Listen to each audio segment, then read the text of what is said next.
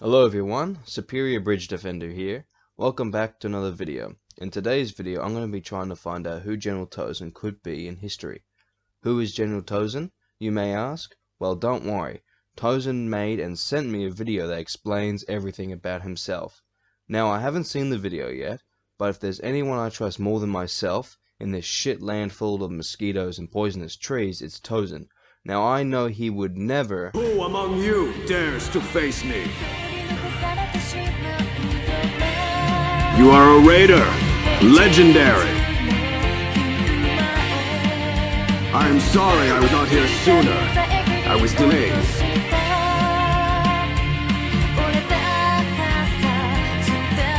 Impressive.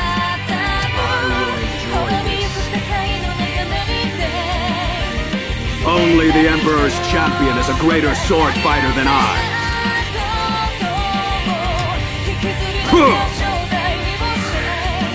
Outstanding. I will defeat you.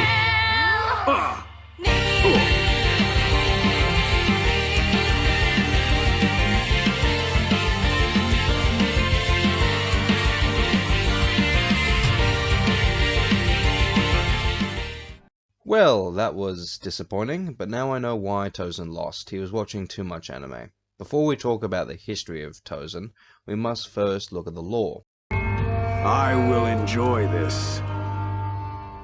Tozen is a part of the Imperial House which is tasked defending major locations such as monasteries, Kyoto, and my castle that was destroyed by the raider. Thanks a lot, guys. General Tozen was tasked with protecting the city of Kyoto. Unfortunately, we all know how that went. Outstanding. He ambushed the raider from behind. Many of the Vikings thought the day was lost, but the raider pushed through, showing Tozen that he was more of a capable warrior than he thought, in the end causing General Tozen's downfall and the siege of Kyoto. I want to give a warm welcome to the lore master Raven Knight to give us his understanding of the lore and character behind General Tozen. Now don't worry, I will be giving you guys my thoughts on the lore and character of General Tozen, but for now, take it away, Raven Knight. Well, hello again, General Fujikiyo, and thank you for having me on to talk about the legendary General Tozen. I'm so excited to talk about this guy. So, who was he? Who is General Tozen? Well, unfortunately, the lore doesn't give us a whole lot to work with in terms of his origin or where he came from, but after some careful research and speculation, I think I can come to a pretty solid conclusion. General Tozen was a very well-respected and very strong general of the samurai forces in the Mire. In fact, I would go so far as to say that he was probably a hatamoto, or at the very least, a gokinen, which is a high-ranking samurai vassal under the emperor, or in the case of actual history, the Tokugawa shogunate. Now, why do I say this? At the beginning of the samurai campaign, when you free the emperor's champion, the first thing they ask is, where is Tozen? Wasn't he in charge of defending the bridge? The fact that the emperor's champion, who was unquestionably a hatamoto, if not a shogun themselves, because remember, they were talking about how the emperor's champion led the samurai armies, which means that they would have had the status of a shogun, if not the title. The fact that they know who Tozen is and know his name and know his reputation means that obviously Tozen was a high-ranking individual, which would put him on the level, at the very least, a gokinen, which is a higher-ranking samurai vassal, or a hatamoto, which is even a higher-ranking one than that. So Tozen had a lot of status and a lot of clout and a lot of, position for the time period. So that means that he was not only respected by his underlings, but also by other samurai as well, for his skill and for his status. Now, who was General Tozen, though? We can only speculate because we don't have a whole lot of information, but I believe I can draw a pretty good conclusion based on a few pieces of evidence. First of all, I think that Tozen actually got his start as a Hitakiri in the service of the Emperor. I believe this because if you look at the Enma outfit for the Hitakiri, you'll notice that there's an ornament on the top of the helmet that is exactly like the ornament that Tozen wears on his own helmet. And I believe this may have been a nod to his former life as a Hitakiri. He killed so many people during his time as a Hitakiri that he began to have a crisis. He began to fear for his own, place in the world and began to feel guilty about all the things that he'd done, so he ended up joining the kyoshin to kind of find his spiritual center. While with them, he adopted their armor, their tattoo style, their way of thinking, and even learned some supernatural techniques, which may explain how he was able to perform the shadow clone jutsu during your fight with them. And although it could be speculated that these clones of his were just other samurai that he had come in wearing his armor, still it's kind of cool to think that maybe he learned some kind of secret supernatural technique from the kyoshin, but I digress. It also explains why the kyoshin have Hyoi as their armor set, which is Tozen's armor. Maybe they kept that set as sort of a nod to Tozen as a way to commemorate him. Maybe the kyoshin really liked him and admired him for what he did. Now, when you fight Tozen, you actually notice that he performs the Kaze stance and even the, what was it called? The Sajin Arashi kick, which are some of the primary moves of the kyoshin. But you'll notice that when he performs them, they're a lot slower and not nearly as well thought out and very much telegraphed. Why is that? Probably because while he was training with the kyoshin, at some point the emperor called him back into service, and he realized that his service to the emperor outweighed his desire to find his spiritual center. So he left the kyoshin to rejoin the emperor and reclaim his hatamoto status, or gokenin status, under the emperor to become the defender of the Koto Bridge. Now, why the defender of the Koto Bridge? My belief is that the emperor had a feeling that Apollyon or some other threat was on the horizon, and he wanted to make sure that the bridge was well defended so that the capital wouldn't fall, which, of course, didn't work out in the end, but that's probably why Tozen was there. Unfortunately, Tozen never did get to go back and finish his kyoshin training, but he did his best to defend the bridge and died an honorable samurai warrior, which is probably the reason why we're even talking about him now, because he just left such an impact because of just how awesome and, frankly, legendary he really was. Hope that helped you out, General Fujikiyo. Thank you so much for having me again.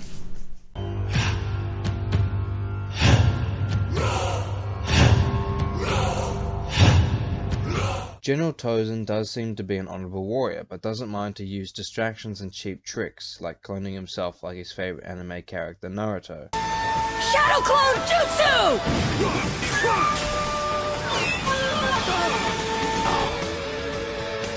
Those aren't just illusions, they're solid clones! He's mastered an extremely advanced jutsu! And using smoke bomb. The general design of Tozen is more like Orochi. One interesting thing to note is when we take a look at the old Orochi trailer, it states, They move like shadows, with lore taken from the ninja clans. Now this could explain on some of his abilities, like using smoke bomb as well as deflex and storm rush. This could also explain on why Tozen may have other abilities that no one else has, possibly learn these abilities due to his high-ranking status in the Imperial House. Now another way we can try and explain Tozen's abilities is taking a look at the most recent hero for the samurai, Kyoshin. Before the Great Drought, Kyoshins were rumored to be masters of disguise. They could be anyone, anywhere. Some warriors even doubted they existed.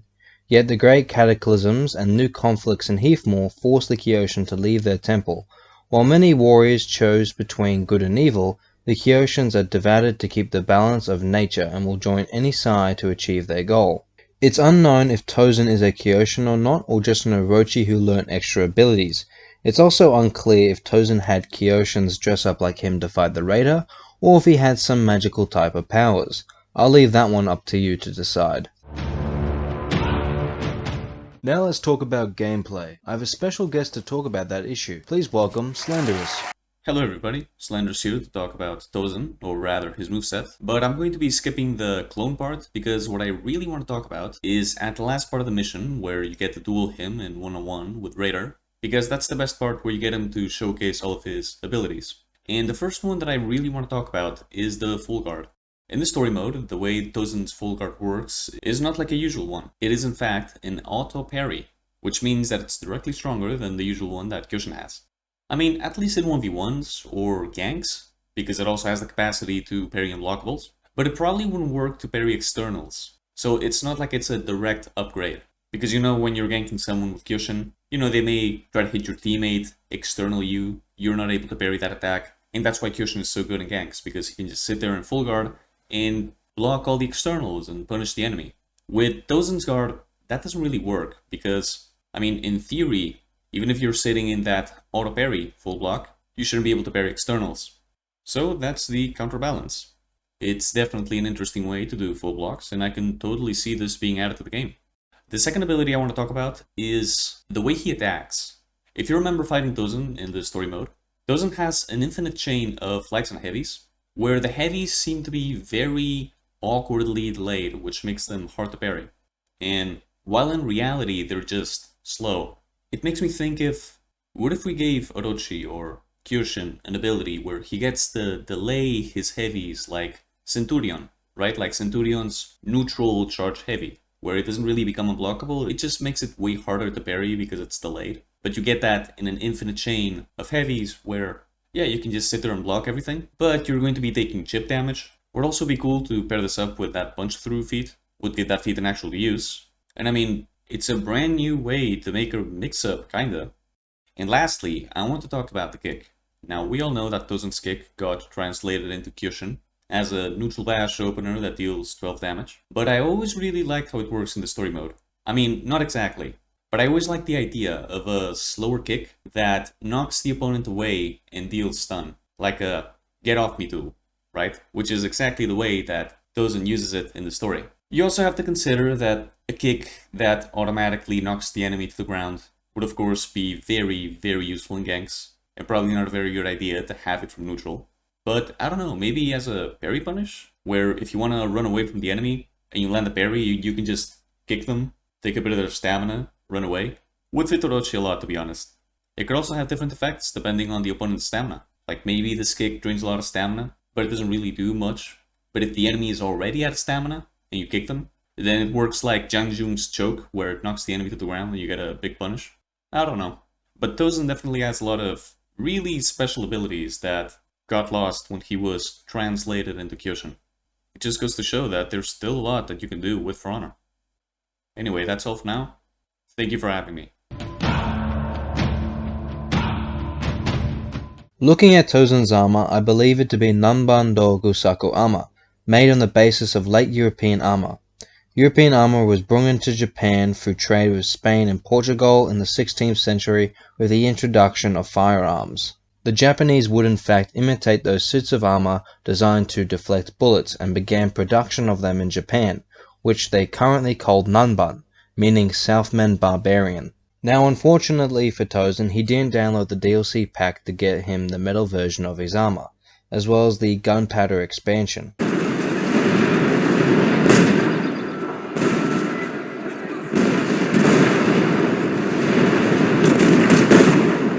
We've looked at the armor, now let's take a look at the ornament General Tozen uses.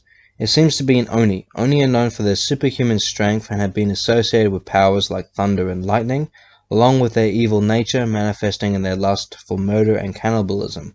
They are typically portrayed as hulking figures of one or more horns growing out of their head.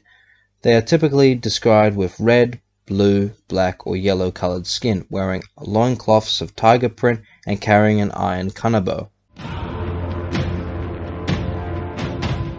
Now we're going to take a look at Tozen's tattoos, something I don't think a lot of people paid attention to. Until the Edo period of 1603 to 1867, the role of tattoos in Japanese society fluctuated. Tattoo marks were still used as punishment. These tattoo crimes were named imizumi, which means inserting ink, and were meant to punish illegal actions like theft, blackmail or fraud. Sometimes the tattoos were also combined with an exile from the area that the crime was committed in. They had very simple designs to identify what province the crime was in, and easier to produce. The release of a popular Chinese novel named Water Margin, translated in Japanese Sukuden, in 1757. In Japan, it was a tale of rebel courage and manly bravery. It was illustrated with lush woodblock paintings showing the men in heroic scenes. Their bodies were decorated with dragons, mystical beasts, flowers, ferocious tigers and religious images. The novel was an immediate success, creating a demand for those type of tattoos seen in the woodblock illustrations. Following the opening of Japan's borders to the rest of the world at the beginning of the Meiji period, the Japanese government would outlaw tattooing to the public. Before we answer what does this mean for Tozen, we have to try and answer a different question. Did samurai have tattoos? From my research about the topic, I found that the answer was unclear. Some of the things I found was that samurai were apparently allowed tattoos, but also not. Others state that samurai had tattoos to identify them on the battlefield. The most common idea I found was that tattoos at that time were usually seen for more of the common class, or for people like ronin, bandits, wako pirates, unlike the higher class samurai. I have a couple theories on what this means for Tozen's character. Theory 1. For on his universe, Japan sunk to the bottom of the ocean, along with their emperor during the Great Cataclysm. Due to this event, the samurai lost a large quantity of their culture and traditions, maybe of the banning of tattooing, became obsolete or forgotten in their new home. Theory 2. It may be possible in Tozen's early life, before he became a great general for the imperial house, he could have been a samurai pirate like Fujiwara no Sumitomo, Matsura Takaobu, Murakami Takayashi, and Hohama Kagehaka. We know Tozen has a relationship with the Emperor's champion. For example, Tozen talks about how the only person can match his skill is the Emperor's champion. Only the Emperor's champion is a greater sword fighter than I. And the Orochi states, where is Tozen? He should be defending the bridge. Where is Tozen? He should be defending the bridge. At some point they could have faced off with each other. The Orochi could have seen some skill in Tozen, and instead of killing him, just like what he did with Seijiro, possibly gave a good word for him to become a warrior for the imperial house. Theory 3. Tozen and Onimusha share the same tattoo design on their arm and a similar tattoo design on their chest. This could tell us Tozen could have been a Hatamoto Yako. At the beginning of the Edo period in 1603, unfortunately for the samurai, peace meant that they were out of the job. Warriors are less into peace than farmers generally are. As a result, a group of newly unemployed samurai ronin decided to keep doing what they were good at, violence and combat. Or he could be a makiyako, peasants and merchants that got tired of living in constant random fear of decapitations by the Hatamoto Yako. Other groups popped up in response. The makiyako were considered defenders of the people, guarding towns against bands of Hatamoto Yako. Townspeople deeply respected them for taking a stand against the violent gangs. Despite being especially illegal, they were the power of the people. Some of the town servants were also known to get tattoos in order to seem more intimidating.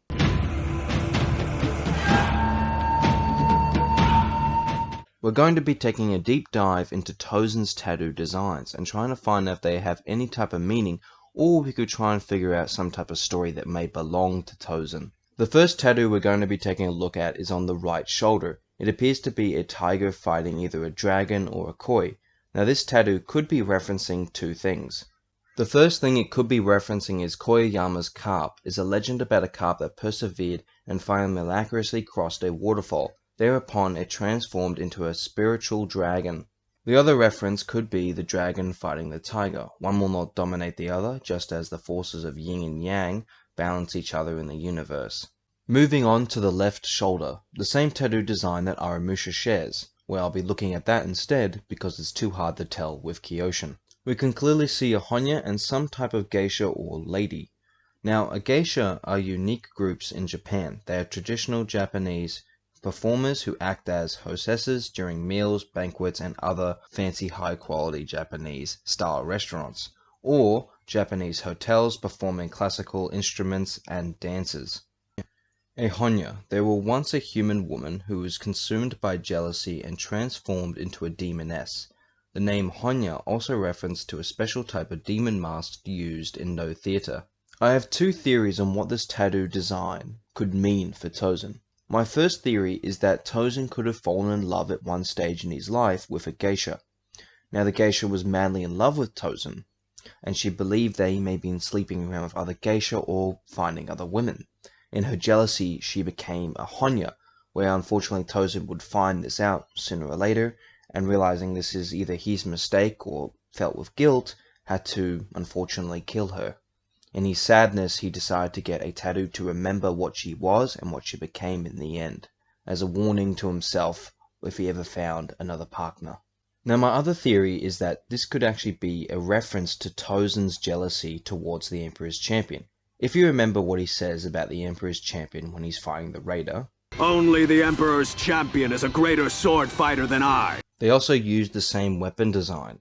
This could mean that Tozen was supposed to be the Emperor's champion, or the upcoming Emperor's champion, but maybe due to the Emperor or other interference, the Orochi was chosen instead of him. On the same arm, we can see Odeko drums, or more likely could be a reference to Raijin's drums. Is based off the drums of the thunder god Raijin. He uses his drums to create lightning and thunder. Essentially, the beating the drums is the equivalent to the sound of thunder. The character's tomo is drawn on the drums. We do see the drums with the Tomo symbol on them on Kazan Castle where we go to fight the Guardian. Now first, let's talk a little bit about the lore about the Guardians, to understand what this could mean for Tozen. Guardians are elite warriors hailing from a secret religious order comprised of warriors from all factions but loyal to none. They are only loyal to their order and their secret message. Guardians are sent to all factions to spread this message. Their warriors are often found inside castles, fortresses, and strongholds. Their duty is to guard the Boost Shrine, and they will kill anyone who they deem unworthy of its power. Maybe at some point Tozen was worthy to accept the Guardian's power. This could also explain where Tozen's armor came from. Maybe the Guardians were the only ones with this armor, but people like the Kyoshin and Tozen were allowed and accepted to use their armor, to either spread something similar to their message, or just to be worthy to become Guardians. It may be possible that Tozen was unable to learn the full secrets of the Guardians due to the invasion of the Vikings, and his duty to the imperial family. Now we're going to be talking about Tozen's last tattoo design on his back and his chest. Now we can clearly see the tattoo is of a snake. Now snakes in Japanese culture do have a lot of different meanings and interpretations. Now this one I'm going to be talking about I believe could link in with a theory that if Tozen was a kyoshin or more of a spiritual type of person. In Japanese culture, or more specifically in Shintoism, snakes are commonly linked with dragons, both mystical beings, and are highly regarded as malevolent and wise creatures. Understood as shapeshifters, snakes are thought to be messengers to the human world with the ability to move easily between heaven and earth. Before we continue to the last segment of today's video, where I talk about who I personally believe Tozen could be in history, there is something that we have to talk about first. General Tozen is quite a popular character in For Honor. You may not realize it, but he is. He's been referenced a lot by many different characters and by many different things. For example, Tozen is basically Kyoshin and has certain things about him. Orochi has acquired some of Tozen's abilities, like his kick most recently, and as well Tozen used Orochi's weapon. You got Hidekiri, like Ravenite said, uses the same ornament. We also have Shinobi having the same face as Tozen. A signature called Tozen's Pride for Kensei, the Guardians using the exact same armor, and Aramusha having the same tattoo designs. Due to Tozen being a popular character, more than Fujikiyo unfortunately, it has brought up a bit of an issue when trying to talk about him, because there are all these references with other characters and hints to him as well. It's made it a bit difficult to try and find a concrete story, or at least to try and find the understanding of this character. Now I've done my best to try and make a concrete, or at least more of a understandable story for Tozen. Now you may agree with it or you may disagree with it. No matter what, I think whatever story we find for Tozen, or even build upon Tozen, I think it would be more than acceptable, because this character is still so much more to unravel, and I think we still have not even scratched the surface with this character just yet. Now moving on to the part you've all been waiting for, who do I think General Tozen could be in history? Now I've already talked about a couple of theories on who he could have been, or what he could have been more related to. Now what we're going to be talking about is who do I think some samurai warriors or generals he could have been inspired by, or have certain elements taken from those historical figures into his character in For Honor. Now moving on to the first person I believe who inspired General Tozen.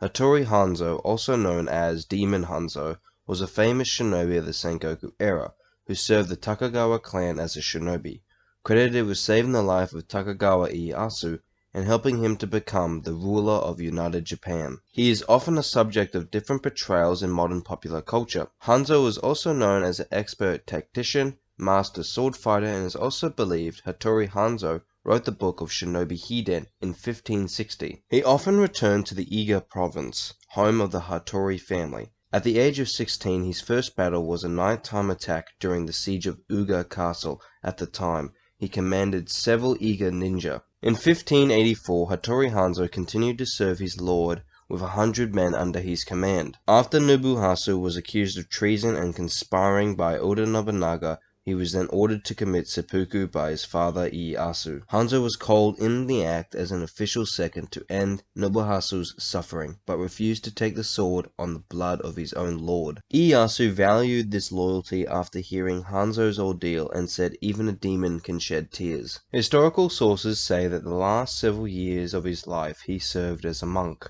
Now moving on to the second person I believe inspired General Tozen. Masakado was one of the sons of Taira no Yoshimasa. Taira no Masakado was a powerful landowner in the Kanto region. He is regarded as the first samurai of Japan because he was the first to lead a self-governing party. Most of Masakado's troubles only began after his father died. His uncles tried to steal most of his father's land. This quickly rose tension between Masakado and his uncles, eventually leading to a conflict that would last 7 years. This conflict would result in Masakado's rise to warlord. Masakado was ambushed by one of his uncles and a number of Minamoto warriors, but Masakado was a powerful warrior.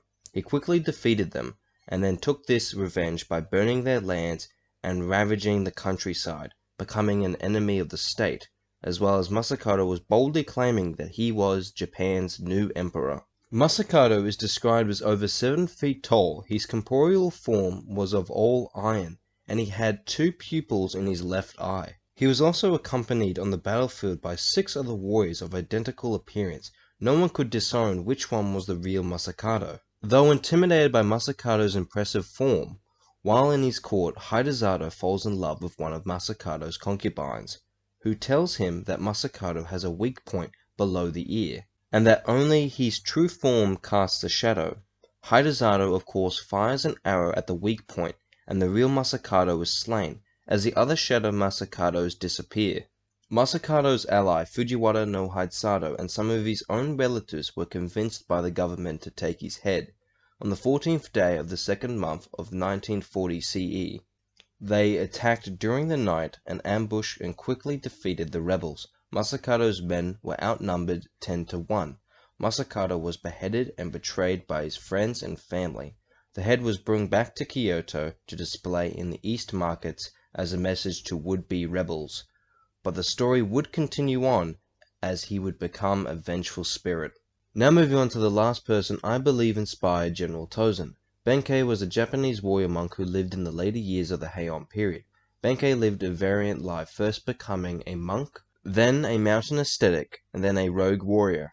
He would later come to respect and serve the famous samurai Minamoto no Yoshitsune. Benkei armed himself with 7 weapons, and he is often depicted carrying these weapons on his back, and in addition to his sword. He carried a broad axe, Masakari, a rake, Kumade, a sickle, Namigama, a wooden mallet, Hushichi, a saw, Nokogiri, and an iron staff, Tetsubo, and a Japanese glaive, a Naginata.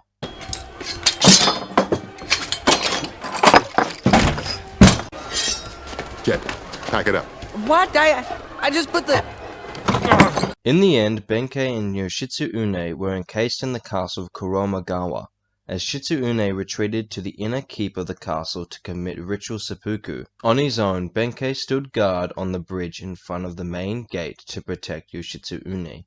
It is said that the soldiers were afraid to cross the bridge to confront him, and that all who did meet a swift end at the hands of a gigantic man who killed in excessive numbers of 300 trained samurai. Realizing that close combat would mean suicide, the warriors following Minamoto no Yotomo decided to shoot Benkei and kill him with arrows instead. Long after the battle should have been over, the soldiers noticed that the arrow-riddled, wounded-covered Benkei was still standing. When the soldiers decided to cross the bridge to take a closer look, the great man fell to the ground, having died standing up straight. I do hope you enjoyed today's video. Apologies why it took so long. I also want to give a big thanks to Slenderous for being a part of this video. This is the first time he's been on the channel, and hopefully not the last. I also want to give thanks to Ravenite for his lovely lore version of Tozen, and I want to give thanks to Alpine for the lovely pictures of General Tozen to use in this video.